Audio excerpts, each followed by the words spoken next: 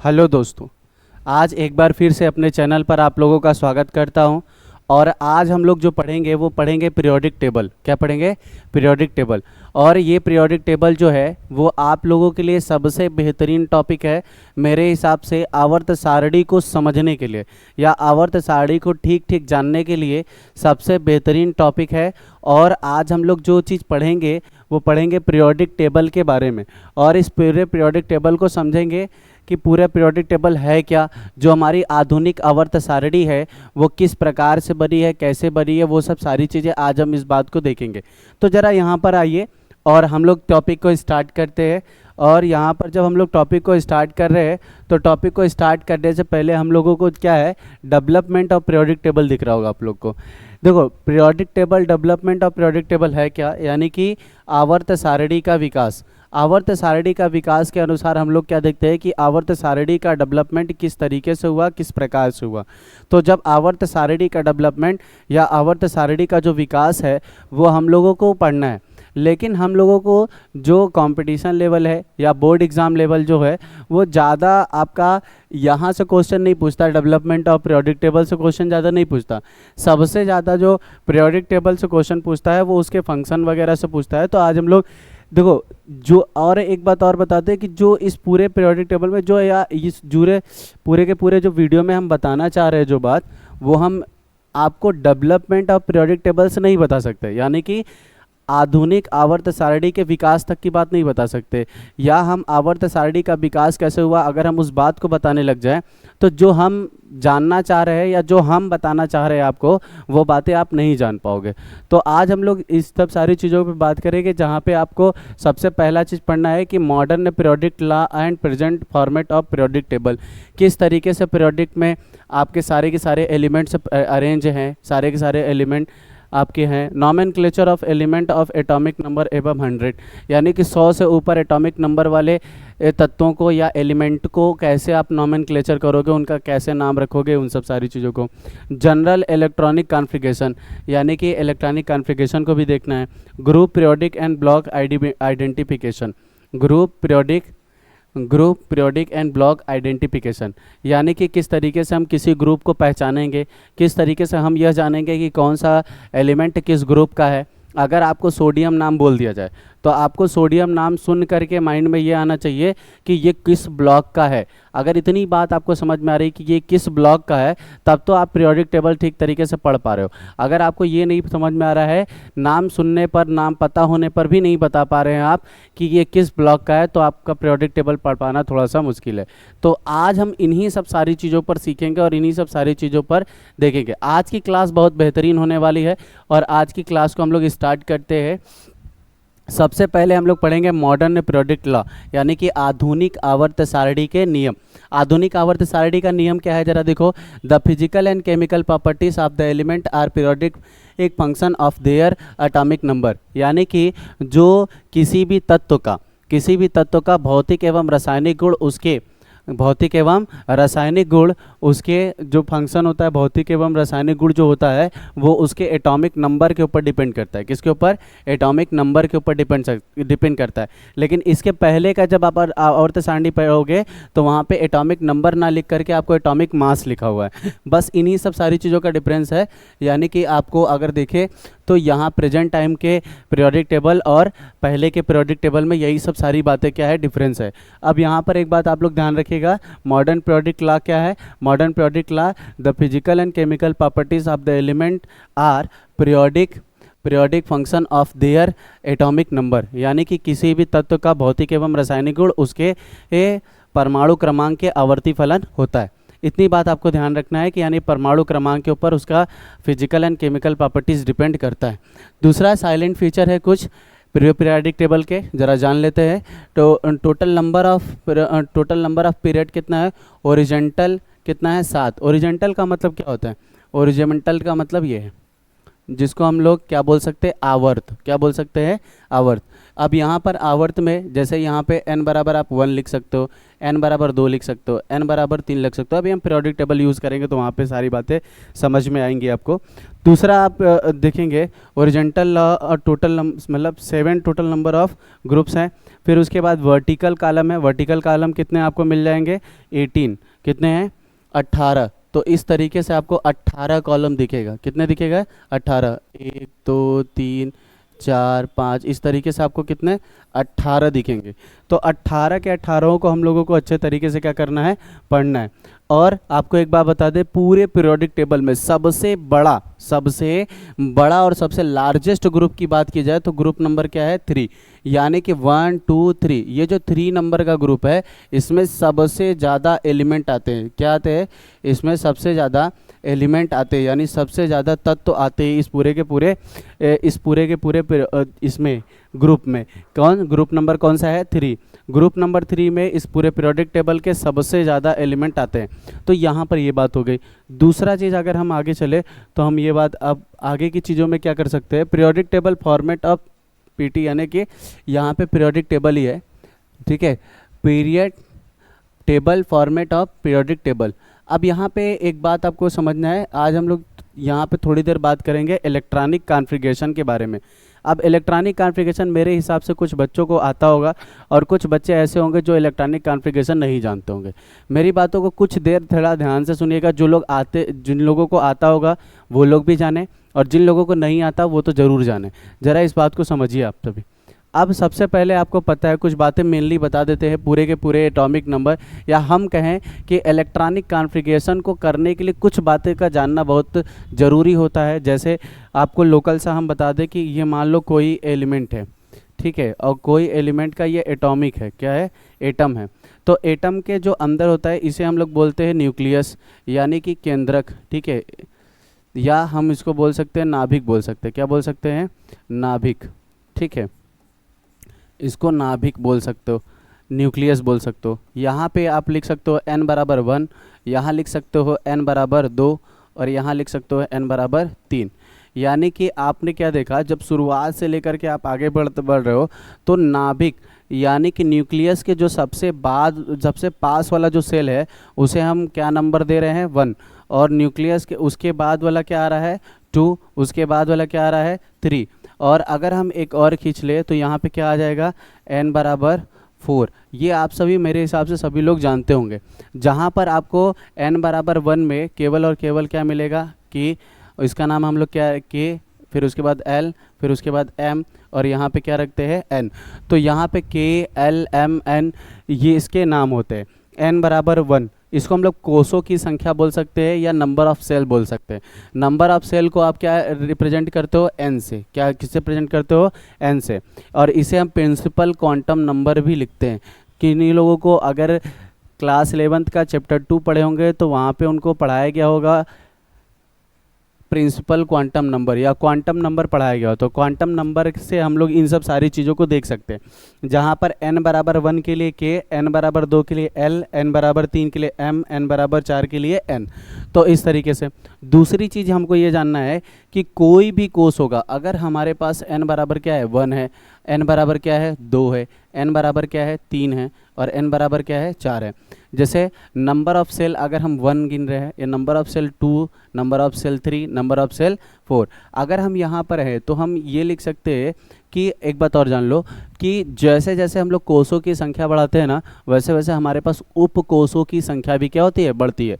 कैसे बढ़ती है, उपकोषों की संख्या भी बढ़ती है। अब जरा हम ये जानेंगे कि कौन से उपकोष में कितने एलिमेंट्स दिखेंगे या कौन से उपकोष में कितने एलिमेंट्स आएंगे। अब जरा देखो, अब नंबर ऑफ 1 है, जो नंबर ऑफ सेल 1 है यानी कोषों की संख्या जो 1 है, उस वाले कोष के अंदर एक उपकोष आएगा और उस उपकोष का क्या नाम होगा, एस उपकोष। क्या नाम होगा, एस उपकोष। फिर इसी तरीके से n बराबर 2 के लिए आप क्या रख सकते हो, एस कॉमा, यहाँ क्या कर सकते हो, p।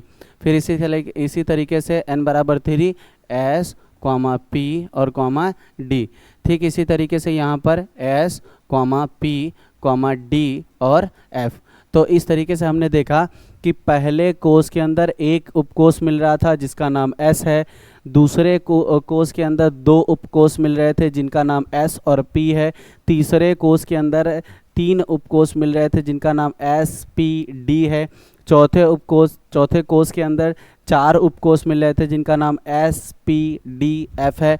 तो इस तरीके से हम लोग देखेंगे। जरा कुछ बातें और जान लें कि S में मैक्सिमम कितने इलेक्ट्रॉन रह सकते हैं? 2।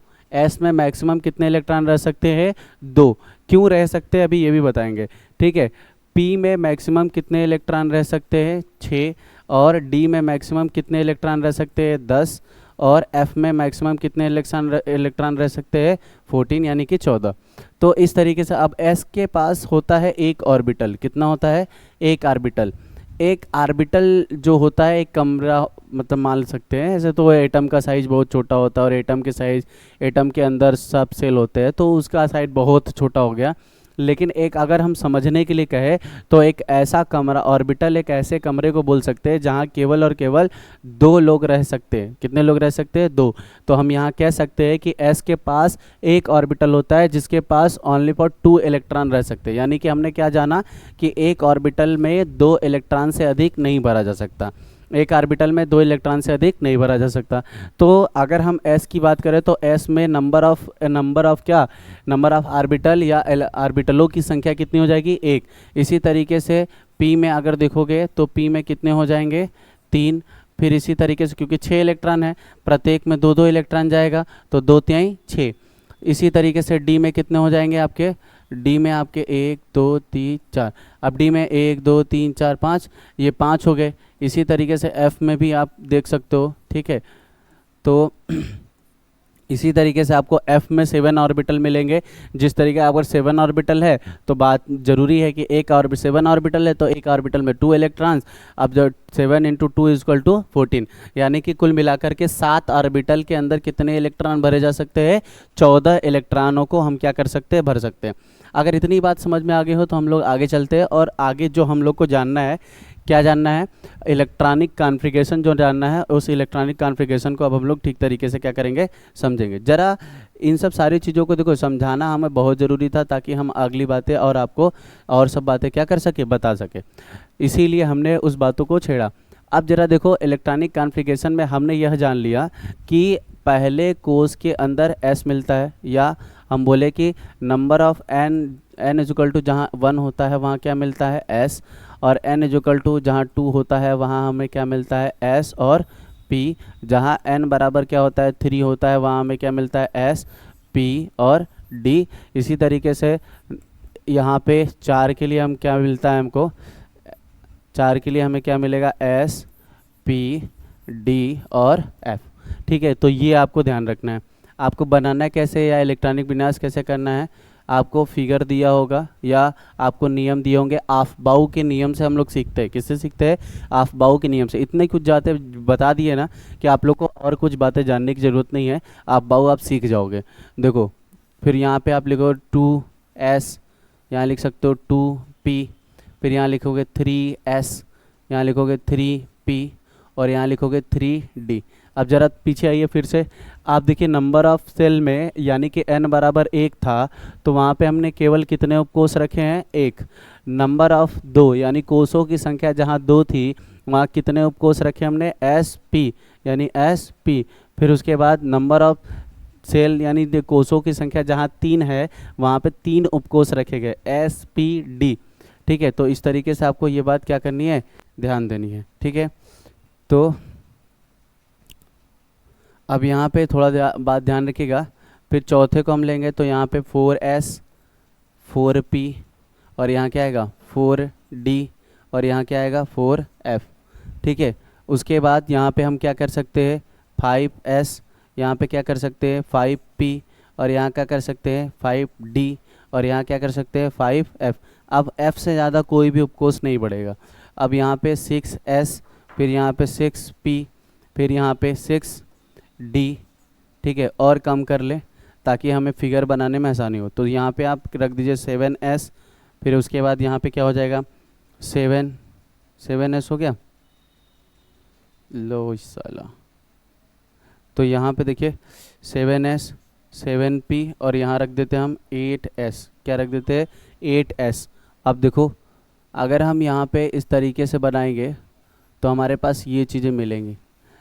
मेरे ध्यान से मेरी जो जो बातें बता रहे हैं या जैसे जैसे कर रहे हो उसको देखते जाइए तो आप चीज़ों को समझेंगे।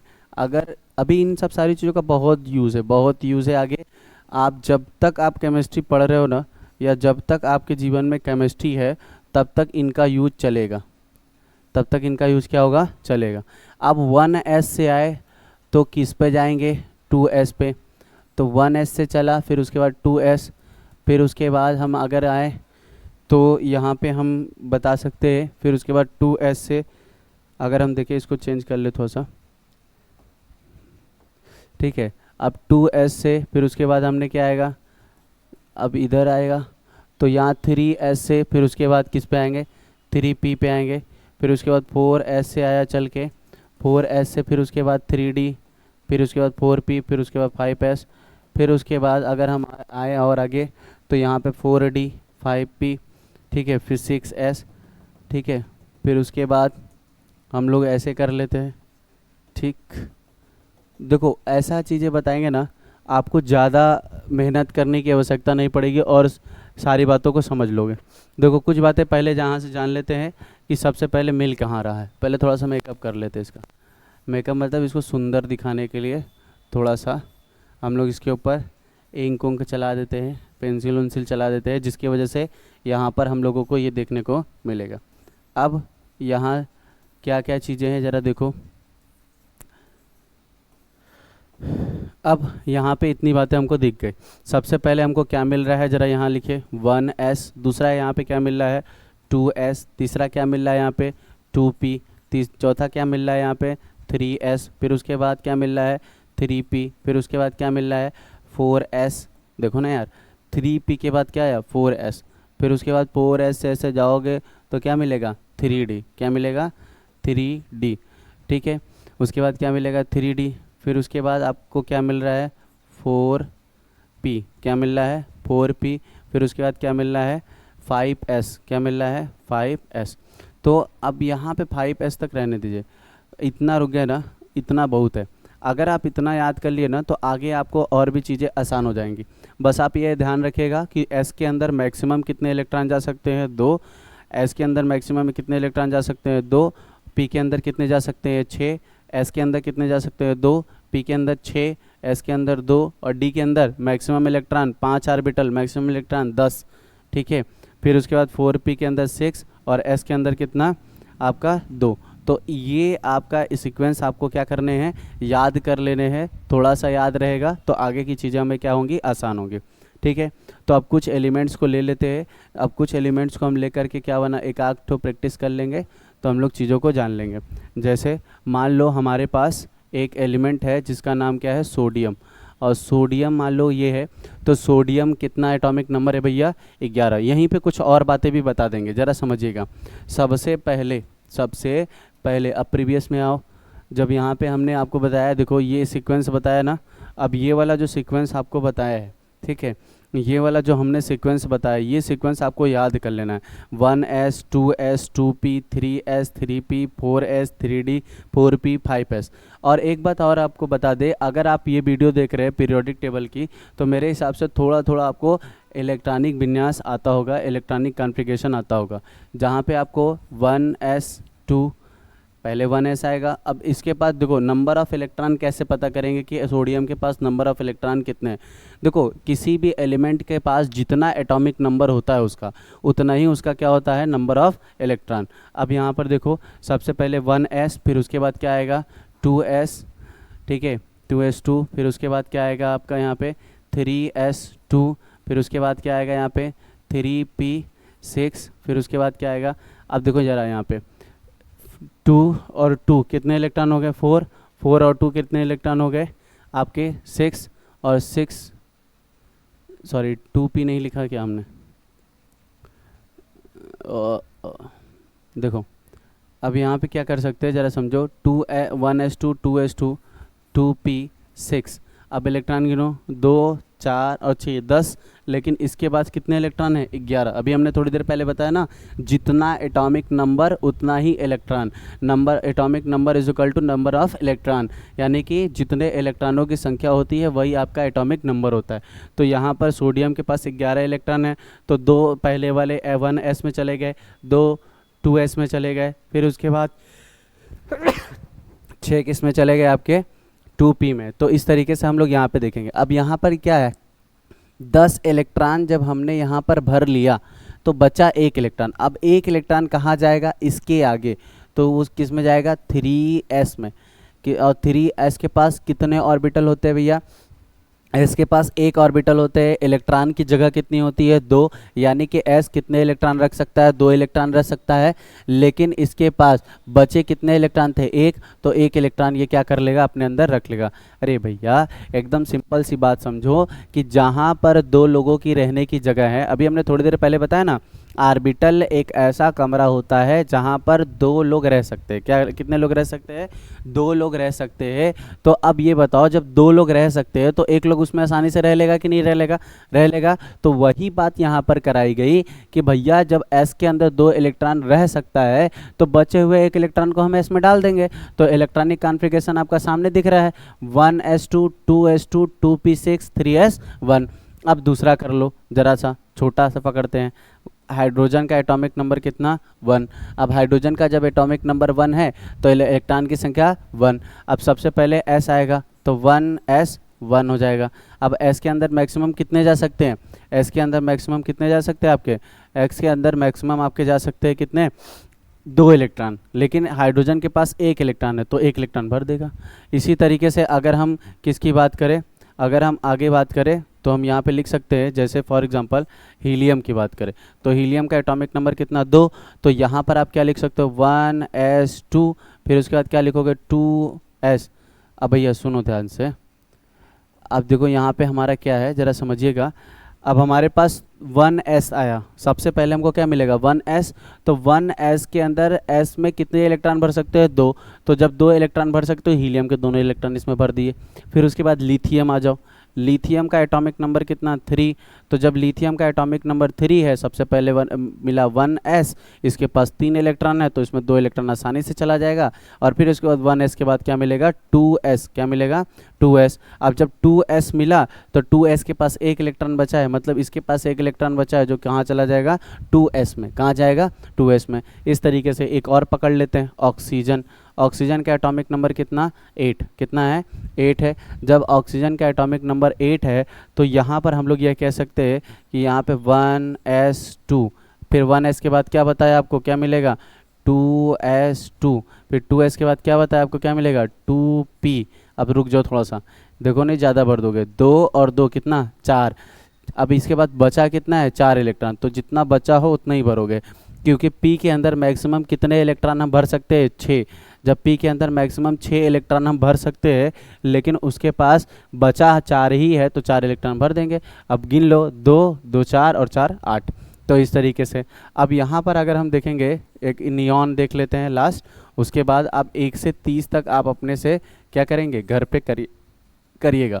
तो यहाँ पर 1s2, फिर उसके बाद क्या आएगा 2s2, 1s2 2s2 कितने इलेक्ट्रॉन भर चुके 4। अब कितने बचे हैं 6। अब 2s के पास क्या मिलता है 2p भी होता है, तो 2p के पास 6 इलेक्ट्रॉन ऐसे पूरा फिल हो जाएगा। क्लियर हो गया। तो इस तरीके से यहाँ पर हम इलेक्ट्रॉनिक कॉन्फ़िगरेशन या इलेक्ट्रॉनिक विन्यास करेंगे। दूसरी बात बहुत छोटी सी बात है, थोड़ा सा अभी हम उसको रोकते हैं और हम लोग जब पीरियोडिक टेबल के बारे में थोड़ा थोड़ा अभी हम लोग इधर देखो वही बातें बताने वाले हैं, ज़रा समझो। अब जब हम लोग इन सब सारी बातों को इसको देख लिए ना, तो अब आ जाओ पीरियोडिक टेबल पर। अब जब पीरियोडिक टेबल को हम लोग देखेंगे तो पीरियोडिक टेबल में है कौन कौन सी चीज़ें ज़रा देखो। अब मेरे हिसाब से आपको पीरियोडिक टेबल सारी दिख रही होगी। सबसे पहले देखो यहाँ से ग्रुप स्टार्ट होता है, क्या होता है यहाँ से ग्रुप, और पीरियड आपको ये वाला कहलाता है। पीरियड क्या है ये है, और ग्रुप आपका ऐसे चलता है, ग्रुप आपका ऐसे चलता है, और पीरियड आपका ऊपर से नीचे चलता है। इस बात को ध्यान रखिएगा, ग्रुप आपका बाएं से दाएं और आपका जो पीरियड है वो ऊपर से नीचे। तो इस तरीके से यानी कि अप से डाउन हो जाता है। अब सुनिए यहाँ पे पहला आपको दिखेगा, यानी कि एक बात आपको बता दें, ये वाला हिस्सा जो आपको दिख रहा है ये पूरा का पूरा क्या कहलाएगा, एस ब्लॉक। क्या कहलाएगा, एस ब्लॉक। फिर उसके बाद ये वाला हिस्सा क्या कहलाएगा, आपका पी ब्लॉक। क्या कहलाएगा, पी ब्लॉक, ठीक है। और ये वाला हिस्सा क्या कहलाएगा आपको, डी ब्लॉक। क्या कहलाएगा, डी ब्लॉक, ठीक। और ये वाला हिस्सा आपको क्या कहलाएगा, ये वाला हिस्सा क्या कहलाएगा, एफ ब्लॉक। क्या कहलाएगा, एफ ब्लॉक। अब यहाँ पे एक बात समझिएगा, शुरुआत में आपको एस मिला, फिर उसके बाद डी मिल रहा है, फिर उसके बाद आपको क्या मिल रहा है, पी है, फिर उसके बाद एफ है। ज़रा यहाँ पे आप बात को समझिएगा ध्यान से, जो एस है यानी कि एस ब्लॉक है, तो एस ब्लॉक में 2 कॉलम दिखेंगे। कितने कॉलम दिख रहे हैं, 2 कॉलम। एक आपको दिख रहा है hydrogen, lithium, sodium, potassium, rubidium, caesium, francium, एक ये कॉलम हो गया। दूसरा कॉलम है beryllium, magnesium, calcium, cerium, barium, radium, एक ये कॉलम हो गया। दूसरा ये 2 कॉलम है। अब एक एस ब्लॉक के पहले कॉलम को बोलते हैं हम लोग एस ब्लॉक का फर्स्ट ए, एस ब्लॉक के दूसरे कॉलम को बोलते हैं हम लोग एस ब्लॉक का सेकेंड ए। क्या बोलते हैं, एस ब्लॉक का सेकेंड ए। अब सेकेंड ए की जगह थर्ड ए आना चाहिए, तो थर्ड ए बीच में कहीं नहीं है। थर्ड ए कहाँ नहीं है, बीच में कहीं नहीं है। थर्ड ए आपको कहाँ मिलेगा, पी में। तो इसको हम लोग बोलेंगे थर्ड ए, इसको हम लोग बोलेंगे फोर्थ ए। कार्बन वाले ग्रुप को हम लोग क्या बोलेंगे, फोर्थ ए। जहाँ थर्ड वाला ग्रुप क्या कहलाता है, यानी boron, aluminium, gallium, indium, thallium, ये किस में आएंगे, आपके थर्ड ए में आएंगे। फोर्थ ए की बात करें तो carbon, silicon, germanium, tin, lead, तो ये किस में आएगा। फिर उसके बाद 15 ए में nitrogen, phosphorus, arsenic, antimony, bismuth, अब ये किस में आया। अब फिर उसके बाद अगर देखो तो यहाँ पर इस तरीके से 7th ए, फिर उसके बाद आपका देखो यहाँ पे क्या है, 8th ए। तो यहाँ पे first A, second A, third A, fourth A, 5th A, 6th A, 7th ए और 8th ए। अब ये बात हो गई, ये 8th ए तक ही जाएगा, लेकिन फिर अगर हमको उसके आगे जाना है तो यहाँ से स्टार्ट करेंगे। इसको हम लोग लिखेंगे सेकेंड बी। क्या लिखेंगे, सेकेंड बी। इसको हम लोग लिखते हैं सेकेंड बी, ठीक है। या हम लोग इसको लिख सकते हैं चला। अब यहाँ पे देखो, इसको हम लोग लिख, अभी तक हम लोग ए करके चल रहे थे। क्या करके चल रहे थे, ए। अब यहाँ पे हम लोग लिखेंगे फर्स्ट बी, यहाँ लिखोगे सेकेंड बी। अब आ जाओ इधर सबसे आगे, यहाँ क्या लिखोगे, थर्ड बी। यहाँ क्या लिखोगे, फोर्थ बी। यहाँ क्या लिखोगे, फिफ्थ बी। यहाँ क्या लिखोगे, सिक्स्थ बी। यहाँ क्या लिखोगे, 7th बी, ठीक है। अब ये देखो 3 कॉलम एक साथ आ जाएंगे कि इनका क्या नाम होगा, 8th बी। ये जो होते हैं ना, चाहे आयरन का ग्रुप हो और चाहे कोबाल्ट का ग्रुप हो और चाहे आपका क्या इसका हो, निकिल का ग्रुप हो, ये तीनों की तीनों मुद्रा धातुएं कहलाती है, क्वाइनिस मेटल कहलाते हैं, मुद्रा धातुएं कहलाती है। इसीलिए तीनों को एक ही ग्रुप में रखा गया। और वो कौन सा ग्रुप है, आपका 8th ए, यानी डी ब्लॉक का 8th ए। अगर आपसे पूछे कि डी ब्लॉक का फर्स्ट बी कौन सा है, तो आप क्या नाम लोगे, कौन से ग्रुप का नाम लोगे, कापर। डी ब्लॉक के सेकंड बी का नाम कौन है, तो कौन है भैया, जिंक। डी ब्लॉक का थर्ड बी कौन है, स्कैंडियम। डी ब्लॉक का फोर्थ बी टाइटेनियम। इसी तरीके से हम लोग आगे बढ़ते जाएंगे। फिर ये नीचे आपको 2 आपको दिख रहे होंगे, एक आपको ये दिख रहा होगा, एक आपको ये।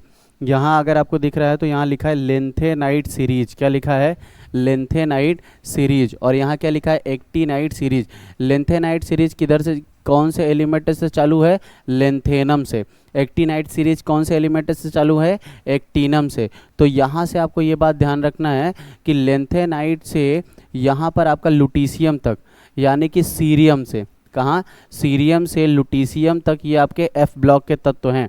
और यहाँ थोरियम से लेकर के लारेंसियम तक, ये भी आपके एफ ब्लॉक के तत्व है।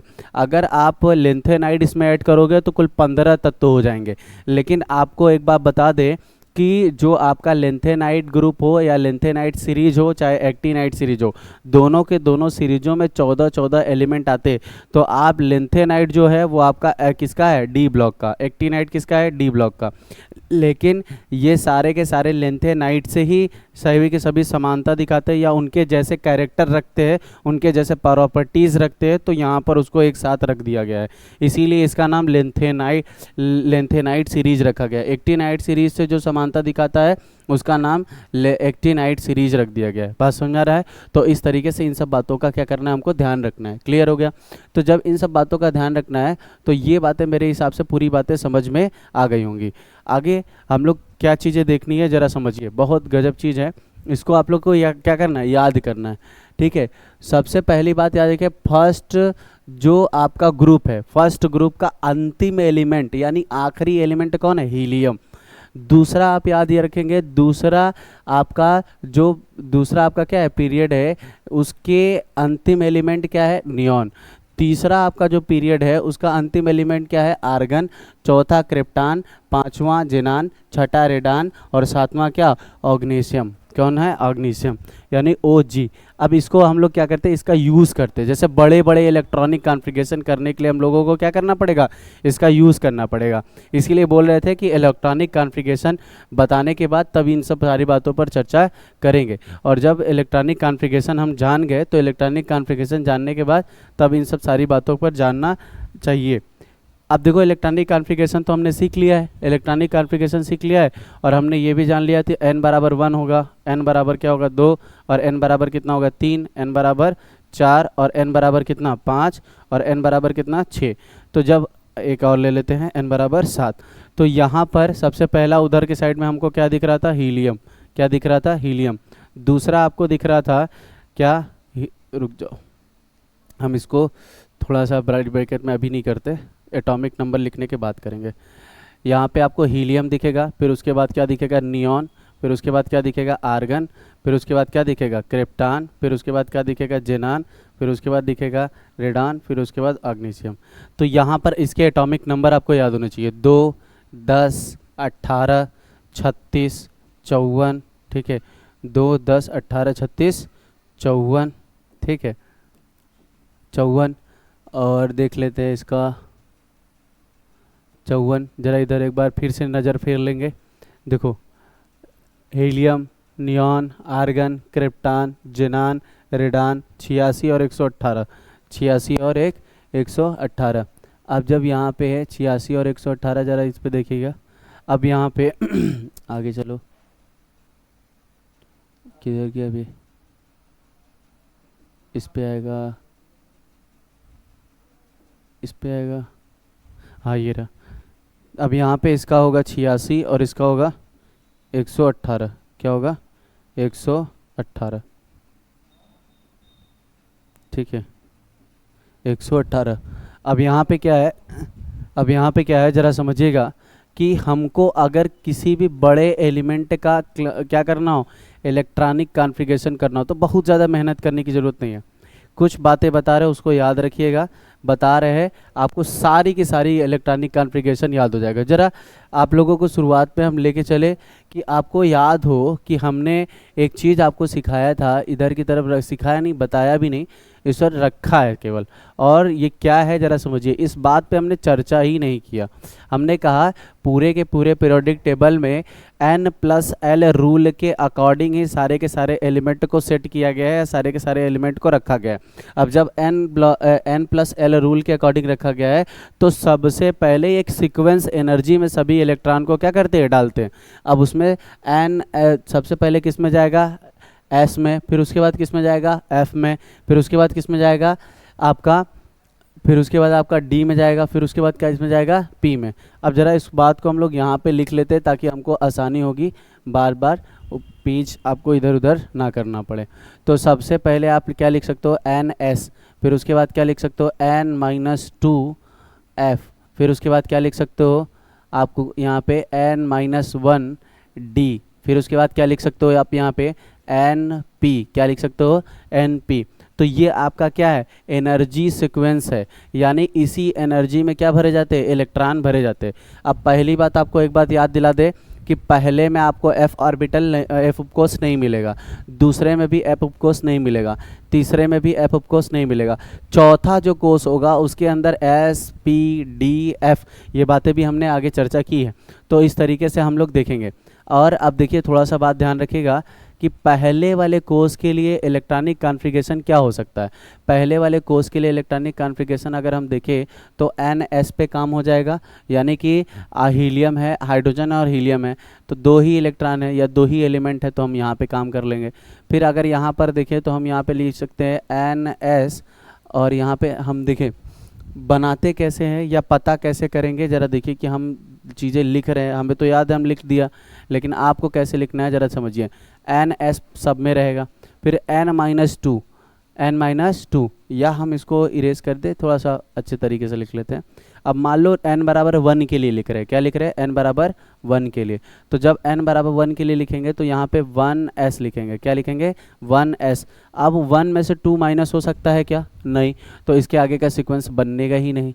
और पहले वाले कोस के अंदर p होता ही नहीं है, पहले वाले कोस के अंदर p नहीं होता। अब दूसरे में क्या करेंगे ज़रा देखिए, दूसरा आप क्या लिख सकते हो, 1s, क्या लिख सकते हो, 1s। फिर उसके बाद 1 - 2 बराबर क्या भाई, 1 में से 2 घटेगा तो माइनस में हो जाएगा ना। अब माइनस तो एग्जिस्ट करता नहीं है, तो अब यहाँ पे क्या करेंगे ज़रा समझना, n-2 नहीं कर सकते, n-1 कर सकते हैं।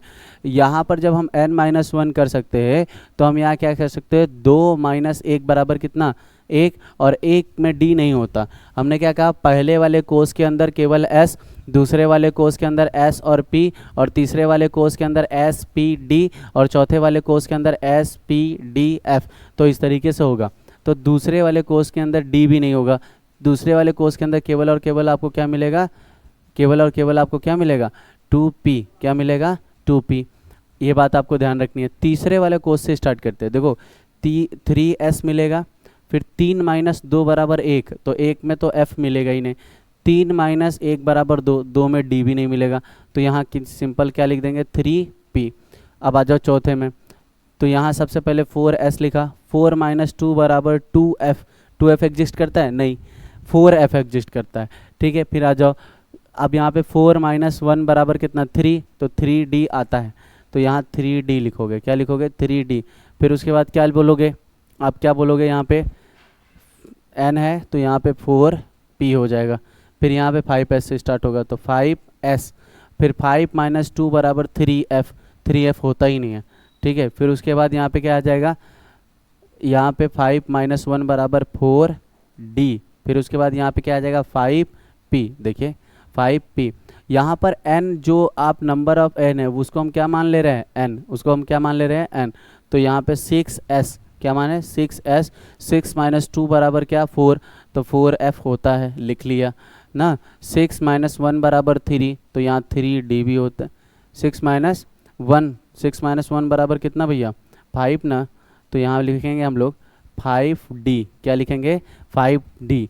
फिर उसके बाद आप लोग क्या लिखेंगे, आगे हम लोग क्या लिख सकते हैं, फिर उसके बाद आपका नंबर वैसे ही रहेगा 6p। आ जाओ इधर, 7s, 7 में से 2 माइनस करो तो 5f, और 5f में 7 में से 1 माइनस करो तो 6d, और 7 वैसे ही लिख दो, तो क्या आ जाएगा, 7p। तो इस तरीके से हमारे पास ये प्रत्येक क्या बोल सकते हैं, प्रत्येक आवर्त का या प्रत्येक ग्रुप का क्या आ गया, इलेक्ट्रॉनिक कॉन्फ़िगरेशन आ गया। यानी कि अगर आप वर्टिकल लाइन चल रहे हो तो वर्टिकल लाइन में n बराबर 1 के लिए ये इलेक्ट्रॉन होंगे, सॉरी ये इलेक्ट्रॉनिक विन्यास होंगे। वर्टिकल लाइन में आपके ये इलेक्ट्रॉनिक कॉन्फ़िगरेशन होगा। फिर वर्टिकल लाइन जब चलोगे तो ये इलेक्ट्रॉनिक कॉन्फ़िगरेशन होगा, फिर वर्टिकल लाइन चलोगे तो ये वाला इलेक्ट्रॉनिक कॉन्फ़िगरेशन होगा, फिर वर्टिकल लाइन चलोगे तो ये वाला इलेक्ट्रॉनिक कॉन्फ़िगरेशन होगा। हम लोग थोड़ा सा मॉडर्न हो गए हैं तो थोड़ा सा हम लोग चीज़ों को सरल बना लेते हैं। अब सरल कैसे बनाएंगे ज़रा समझो। अब चीज़ें हम देखना, बहुत गजब चीज़ें हैं। इस बात को अगर तुम लोग थोड़ा सा बात समझोगे ना तो मेरे हिसाब से चाहे आईआईटी का हो चाहे नीट का बच्चा हो, उन सब सारी चीज़ों के लिए बड़े आसानी है, क्योंकि वहाँ समय बचाना है हमको। समय बचाना ऐसे है, गलत सवाल भी नहीं गलत होना चाहिए और समय भी बच जाना चाहिए। तो उसके लिए हम लोग क्या करेंगे, मान लो स्कैंडियम है, ठीक है, किसका क्या है भैया, स्कैंडियम है, तो स्कैंडियम का इलेक्ट्रॉनिक नंबर यानी स्कैंडियम का एटॉमिक नंबर कितना होता है, 21। अब इसका कर लेते हैं, तो यहाँ आएगा 1s2, फिर 1s के बाद 2s2, फिर उसके बाद यहाँ क्या आएगा 3s ना 2, फिर उसके बाद क्या आएगा 3p, फिर उसके बाद 3p6, फिर उसके बाद यहाँ पे क्या आएगा 4s2, फिर उसके बाद क्या आएगा यहाँ पे आपका 3d, क्या आएगा 3d। अब यहाँ पे नंबर ऑफ इलेक्ट्रॉन गिन लो, कितने इलेक्ट्रॉन हैं इसके पास, 21। कितने इलेक्ट्रॉन भर चुके हैं हम लोग, 2 2 4 4 2 6 6 6 12 ना, 4 4 2 6 और 6 कितना हो जाएगा।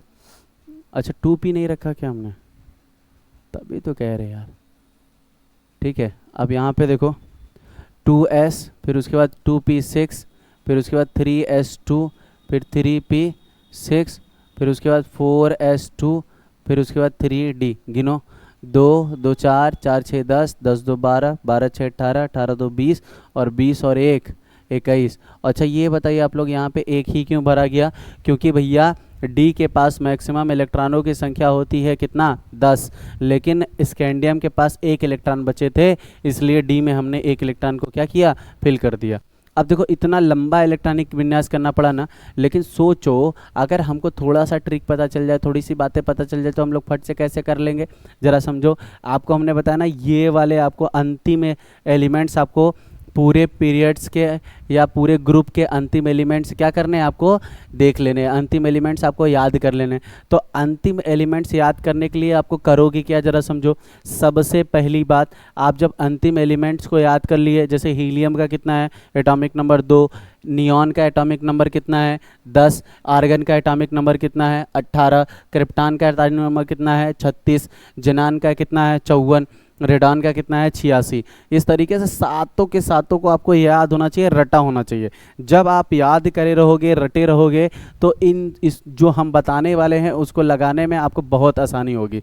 तब आप फटाफट से क्या कर सकते हो? उसको लगा सकते हो। अब ज़रा देखो, अब यहाँ पे सबसे पहले हम ये देखते हैं कि इसका एटॉमिक नंबर कितना है। स्कैंडियम का एटॉमिक नंबर 21 है। कितना है? 21। और जब स्कैंडियम का एटॉमिक नंबर 21 है, तो ठीक जस्ट इसके पास वाला, यानी इसके पीछे वाला, इससे छोटा शून्य समूह, इसको जीरो ग्रुप बोलते हैं। क्या बोलते हैं? जीरो ग्रुप, यानी शून्य समूह का तत्व।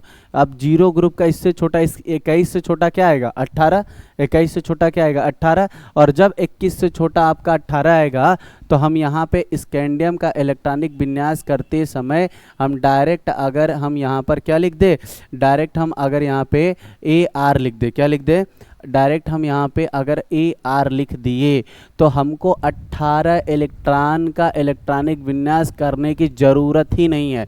18 इलेक्ट्रॉन को हमको अलग अलग उपकोषों में बांटने की ज़रूरत ही नहीं है, यानी यहाँ से लेकर के यहाँ तक का काम ख़त्म। अब ये बात देखिए, स्कैंडियम हमने, देखो आर्गन क्या है? आर्गन कौन से ग्रुप का है? 3। तो आप चौथे का लिखिए।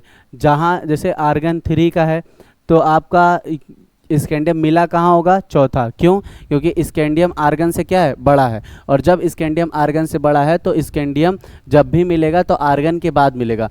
और इस ग्रुप यानी तीसरे ग्रुप का सबसे अंतिम एलिमेंट कौन है? आर्गन। तो आर्गन के बाद आप आगे जाओगे तो चौथे ग्रुप में चले जाओगे। अब स्कैंडियम चौथे ग्रुप का है, तो ये वाला इलेक्ट्रॉनिक कॉन्फ़िगरेशन उसके लिए काम करेगा।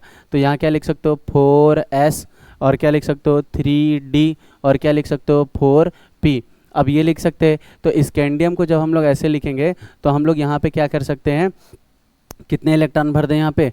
अब स्कैंडियम, आर्गन का कितना था? देखो स्कैंडियम का कितना इलेक्ट्रॉनिक? 21। और आर्गन का कितना है? 18। एटॉमिक नंबर दोनों का। अब एटॉमिक नंबर जब माइनस करोगे तो 1 में से 8 जाएगा नहीं, 1 कैरी हो जाएगा, तो 11, 2 कितना आ जाएगा? 3, और 0, तो कितना आ गया? 3। तो 2 इलेक्ट्रॉन जाएगा कहाँ? S में, और 1 इलेक्ट्रॉन कहाँ जाएगा? D में। P हमारा वैसा का वैसा ही खाली रहेगा। देखो सेम आ गया कि नहीं आ गया? सेम आ गया कि नहीं आ गया? अच्छा, अभी समय इसलिए लग रहा है क्योंकि अभी हम लोग नए हैं। अभी हम लोग क्या हैं? नए हैं। अभी हम लोग धीरे धीरे करना स्टार्ट करें। अभी हम लोग बड़े बड़े इलेक्ट्रॉनिक विन्यास फट से कर देंगे ना, हमको पता ही नहीं चलेगा, हमको पता ही नहीं चलेगा। चलो एक चीज़ लिखते हैं हम लोग, जर्कोनियम ZR40। ठीक है, जर्कोनियम ZR40। अब देखो बता दें कि डी ब्लॉक का है। कहाँ का है? डी ब्लॉक का है। अब कैसे पता डी ब्लॉक का है? देखो किसी भी एलिमेंट का हमको पता करना हो कि वो डी ब्लॉक का है, एस ब्लॉक का है, एफ ब्लॉक का है, तो हम लोग कैसे पता करेंगे? जो उसका लास्ट इलेक्ट्रॉन जिस उपकोष में प्रवेश करेगा, लास्ट इलेक्ट्रॉन जिस सबसेल में जाएगा, वो आपका एलिमेंट उसी सबसेल का हो जाएगा। वो आपका एलिमेंट क्या होगा? उसी सबसेल का हो जाएगा। अब ज़रा देखो इसको करने के लिए, अब 40 से छोटा ढूंढो। 40 से छोटा, जब 40 से छोटा अगर शून्य समूह का तत्व ढूंढोगे, तो 40 से छोटा कौन है? 36। अब 40 से छोटा कौन है? 36। तो डायरेक्ट यहाँ पे क्रिप्टॉन लिख दो, 36। अब आपको पता है कि 36 इलेक्ट्रॉन का इलेक्ट्रॉनिक विन्यास अब हमको करने की ज़रूरत नहीं है, यानी 36 इलेक्ट्रॉन को सब सेलों में बांटने की ज़रूरत नहीं है। अब सब सेलों में बांटने की ज़रूरत नहीं है तो आप किसका सबसे पहले 40 लिखोगे, किसका, जर्कोनियम का, फिर 36 इसका, इसको घटाओगे तो कितना आ जाएगा 4, फिर उसके बाद यहाँ पे 0, तो कितने इलेक्ट्रॉन आ गए 4। कितने इलेक्ट्रॉन आ गए भैया 4। अब जब 4 इलेक्ट्रॉन आपके पास आ गए तो 4 इलेक्ट्रॉन आपके पास आ जाने पर अब आप क्या करोगे, ज़रा देखो 4 इलेक्ट्रॉन आ जाने पर अब आपको पता है कि Kr कहाँ है, यहाँ गिनो, हीलियम, नियान, आर्गन, क्रिप्टान। क्रिप्टान चौथे का है तो आप यहाँ पे 5वां लिखो 5s। अब फिर उसके बाद हो जाएगा यहाँ पे 5s, फिर यहाँ पे आ जाएगा 4, 5s आ गया, यहाँ पे आएगा 4d, फिर यहाँ पे आएगा 5p।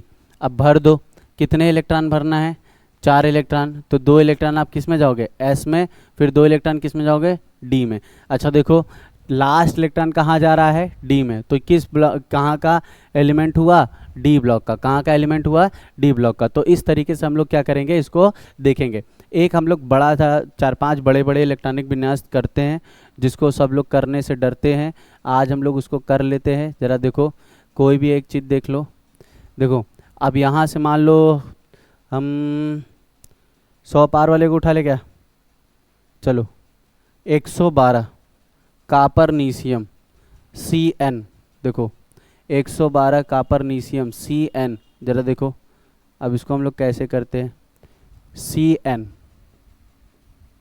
112, ठीक है। अब ज़रा पीछे जाइए जहाँ पे हमने आपको बताया है, हमने आपको ये बातें बताया है ना कि ये आपको याद होना चाहिए, बिना ये याद हुए आप नहीं कर सकते। तो आप देखो हीलियम, हीलियम का atomic number 2, नियान 10, argon 18, krypton 36, जेनान 54, radon 86, ऑग्नीशियम 118। तो आपको ये बात पता होना चाहिए कि ये क्या है। तो अब यहाँ पर जो है चीज़ें हैं ज़रा देखो, अब यहाँ पर कितनी है ज़रा देखो। अब हमको बनाना किसका है, कापरनीशियम का। किसका बनाना है, कापरनीशियम का।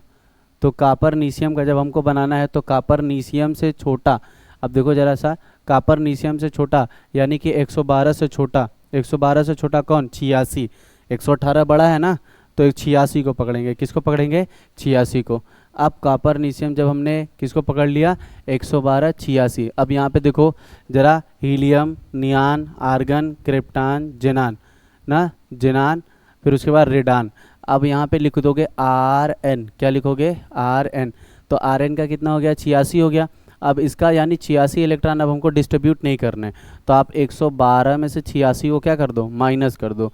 जब आप माइनस करोगे तो 2 में से, अब यहाँ पे 2 में से जाएगा नहीं, 12 में से 6 जाएगा तो यहाँ कितना बचेगा 6, और फिर यहाँ पे 10 में से 8 जाएगा तो कितना बचेगा 2। कितने इलेक्ट्रॉन आपके बचे हैं 26। कितने बचे हैं 26। और जब आपके 26 इलेक्ट्रॉन बचे हैं तो आपको एक बार फिर से बता दें कि यहाँ क्या करना होता है, helium, नियान, argon, krypton, जेनान, radon. Radon छठवें है तो आपको क्या लिखना पड़ेगा 7 से 7s, फिर उसके बाद क्या लिखोगे 5f, फिर उसके बाद क्या लिखोगे आप, फिर उसके बाद 5f के बाद आप यहाँ पे क्या लिखोगे 6d, फिर उसके बाद क्या लिखोगे 7p। अब देखो भरो कितने इलेक्ट्रॉन भरने हैं 26, तो s में कितना जा सकता है 2, f में कितना जा सकता है 14, कितना जा सकता है 14, तो 14 और 2 कितने हो गए 16, 16 और 10, 16 10 कितने 26। भर लिया कि नहीं भर लिया। अब भाई इलेक्ट्रॉनिक विन्यास अगर हम लोग सोचो कापरनीशियम का लिखते तो कितना बड़ा लिखते, लिखते कि नहीं लिखते, बहुत बड़ा लिखते, लेकिन हमने इसको बहुत बड़ा ना लिख करके थोड़े में इसको क्या कर दिया एडजस्ट कर दिया। तो बहुत, ये आपका इलेक्ट्रॉनिक कॉन्फ़िगरेशन पूरा हुआ। एक टॉपिक रह गया है, इसको भी फट से हम लोग कवर कर लेते हैं। ज़रा फटाफट देख लीजिए, इसको हम लोग फटाफट से क्या कर लेते हैं कवर कर लेते हैं। देखो सबसे पहले 100 के ऊपर वाले रासायनिक तत्वों को यानी केमिकल एलिमेंट्स के नामकरण के लिए IUPAC के एक व्यवस्थित सिस्टम नियम बनाया गया है। नाम तो इतना ही फर्जी चीज़ें हैं, इसको जो चीज़ें मेन है उसको जानो, ठीक है। अब यहाँ पे मेन क्या है ज़रा समझो कि यहाँ पर रूट वर्ड आपको याद कर लेना। रूट वर्ड क्या होता है, रूट वर्ड वो होता है जिस चीज़ के लिए आप लोग यूज़ करो। तो आप लोगों को ये बात याद रखनी है, रूट वर्ड क्या है। आप देखो रूट वर्ड आपका ये है, तो आपका 0 के लिए आप यूज़ करोगे क्या नील, वन के लिए यूज़ करोगे अन, दो के लिए यूज़ करोगे बाई, तीन के लिए यूज़ करोगे ट्राई, चार के लिए यूज़ करोगे क्वाड, और पाँच के लिए यूज़ करोगे पेंट, छः के लिए हेक्स, सात के लिए हेप्ट, सात के लिए सेप्ट, और पाँच आठ के लिए हेप्ट, और नौ के लिए इन ना। तो इस बात को आपको क्या करना है, ध्यान में रखना है। आगे आओ, देखो सेकंड पे आपको लिख करके हमने रखा है, नाम और संकेत बनाने का नियम, एटॉमिक नंबर के हर अंक के मूल शब्द के क्रम में लिखो ना, अंत में IUM, ये बात याद रखना है, अंत में आपको क्या जोड़ना है, IUM जोड़ना है। हर अंक के मूल शब्द का पहला अक्षर मिलाकर 3 अक्षरों का स्थायी संकेत बनता है। अब देखो जैसे यहाँ पर 101, यानी कि यहाँ पर 101 को हमने किया है। अब 101 का नाम कैसे रखा है, आपको सबसे पहले उसमें क्या मिलेगा, एक ना। अब आ जाओ इधर वापस से, ठीक है, ये तो नियम हो गए। अब हमको मान लो 101 का बनाना है, क्या बनाना है, 101 का बनाना है, ठीक है। तो आपको याद रखना है कि अंत में हमेशा क्या जुड़ेगा, IUM, क्या जुड़ेगा, IUM, ठीक है, IUM जुड़ेगा। तो 101 आया तो 101 क्या आएगा, 101। अब सबसे पहले एक का नाम क्या लिखेंगे, अन। एक का नाम देखो यहाँ पे क्या लिखा है, एक का नाम यहाँ पे क्या लिखा है, अन, तो यहाँ लिखोगे UN। फिर उसके बाद जीरो को क्या लिखोगे, नील, क्या लिखोगे, नील, अन, अन। फिर जीरो को आप क्या लिख रहे हो, नील, तो NIL, नील। फिर उसके बाद आप क्या लिखोगे, फिर वन आ गया, फिर आप क्या लिखोगे, अन, अन। फिर उसके बाद क्या जोड़ दोगे, IUM। ये आपका क्या बन गया, 101 वाले तत्व का IPSC नाम बोल सकते हो। 101 वाले तत्व का नाम बन गया, क्या बन गया, 101 वाले तत्व का नाम। मान लो हमको क्या बनाना है, एक देख ले, इस हर बार हर लोग फंस जाता है इसमें, 102।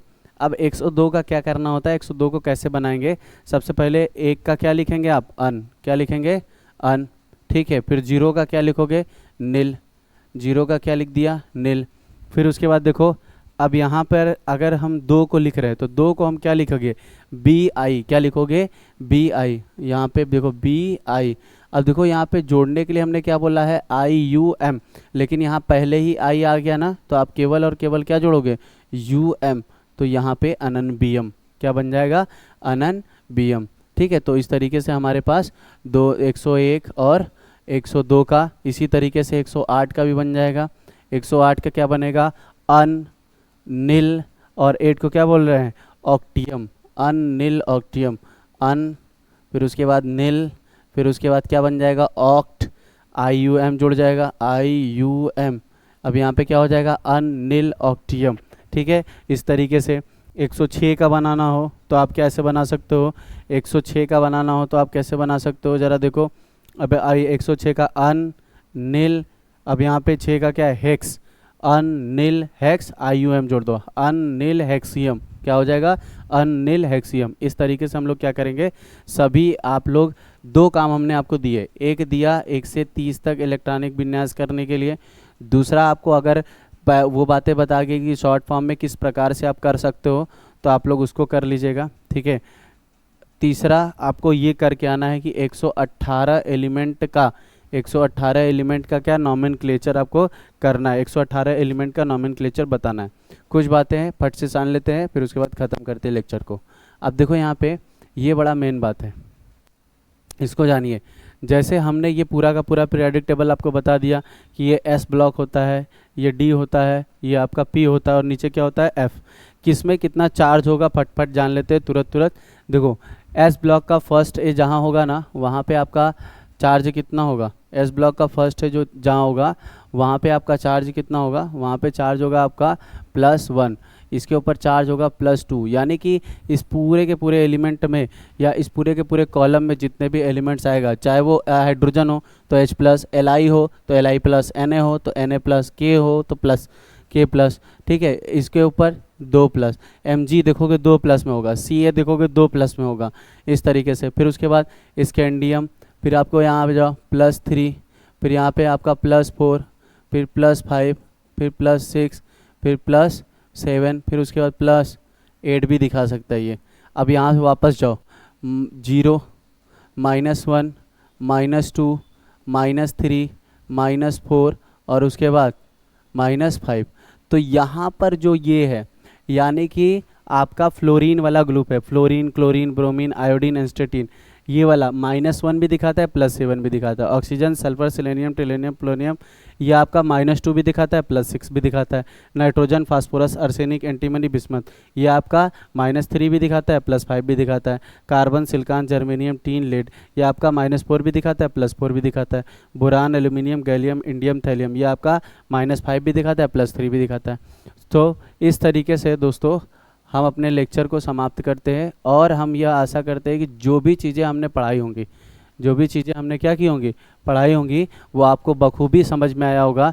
सो मेरी वीडियो को देखने के लिए थैंक यू सो मच। और अगर वीडियो में थोड़ा सा एफर्ट लगा हो, थोड़ा सा भी आपको ऐसा लगा हो कि हाँ थोड़ी सी मेहनत की गई है इस वीडियो को बनाने के लिए, तो आप ज़रूर लाइक करें और हमारे चैनल को सब्सक्राइब करें। सो वेलकम दोस्तों, थैंक यू वेरी मच।